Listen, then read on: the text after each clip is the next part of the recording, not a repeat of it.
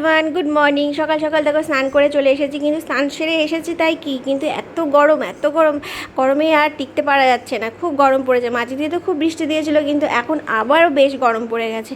যাই হোক, গরমের দিনে তো গরম হবেই। তো বাবা এদিকে বাজার করে নিয়েছে, এদিকে পাবদা মাছ নিয়েছে আর চিংড়ি মাছ নিয়েছে। আজকে হবে এঁচোড় চিংড়ি। তো এঁচোড় চিংড়ির কীভাবে রান্না করি আমরা, তো সেগুলো তোমাদের সঙ্গে আজকে শেয়ার করব। তো প্রথমে ডুমো ডুমো করে আলুগুলোকে কেটে নিয়ে ওগুলোকে ভালো করে ভেজে নেওয়া হয়েছে। তারপরে চিংড়ি মাছকে হালকা তেলে ভেজে নেওয়া হয়েছে। আর কড়াইয়ে সরষের তেল দিয়ে তার মধ্যে নুন, হলুদ, পেঁয়াজ, আদা, রসুন, লঙ্কার গুঁড়ো, স্বাদ মতো নুন, চিনি দিয়ে আর একটু জিরের গুঁড়ো দিয়ে একটু ভালো করে নাড়ি চাড়িয়ে নিতে হবে।